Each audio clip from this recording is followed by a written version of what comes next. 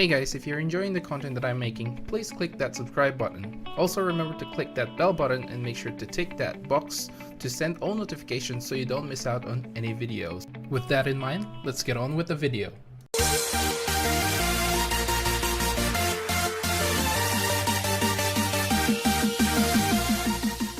What's up guys, welcome to Monchkinz Gaming, where we take your gaming to the next level. This is Monchkinz logging in to bring you another Dissidia Final Fantasy Opera Omnia video.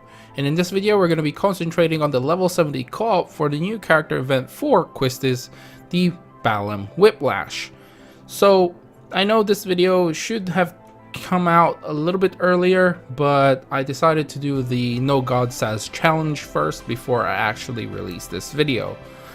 And as you guys know from my EX guide, that this was coming second anyway. There's a little bit of a change up because I feel like a lot of people actually watch the EX fight more. But then again, I still want to do this for you guys because this is where you find out about the abilities, weaknesses, and stuff for the boss.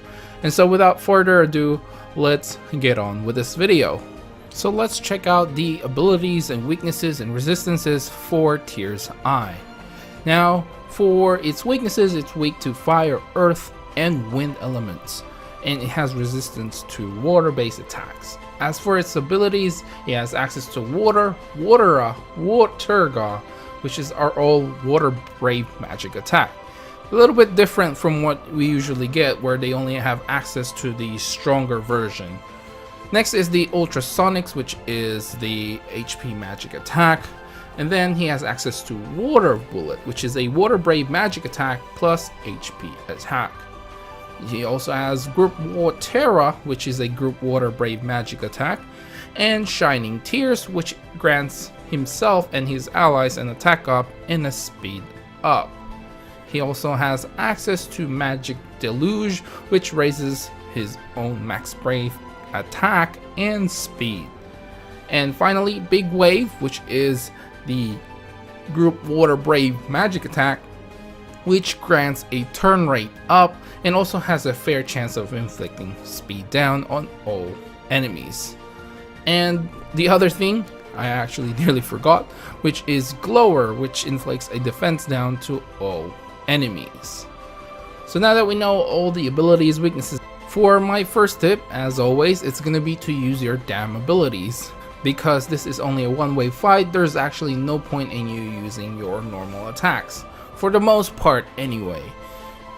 Seeing if you got Sarah and there's another person who's got Sarah, you may or may not use your wound attack, but if it is in a lower level, so if you don't have a 15 passive, it won't overtake it. But still, that doesn't really should stop you from using your abilities. The second tip for you guys is bring in the boosted characters such as Quistis, Vivi, and Sarah in this case.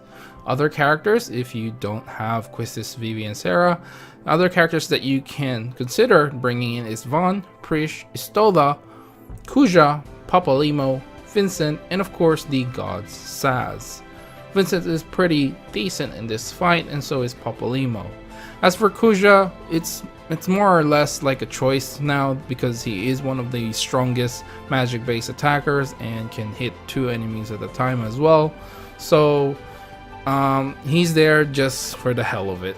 Obviously there are other characters that you can bring in that I haven't listed here. Titus can do pretty well with his debuffs, and Kane can do a pretty decent amount of damage as well.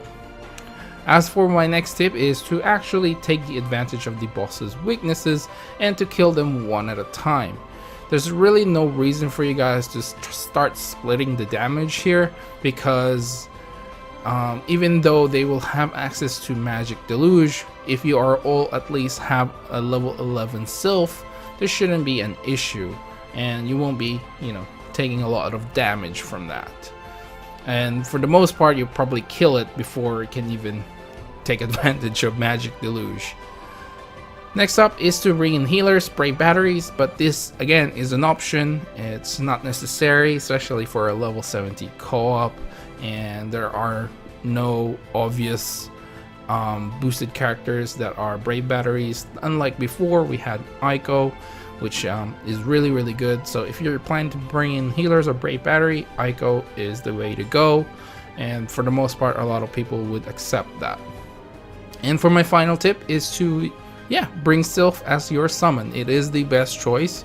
Now Chocobo can be there as well, but Sylph gives you access to wind elements, so your attacks would be wind-based attacks.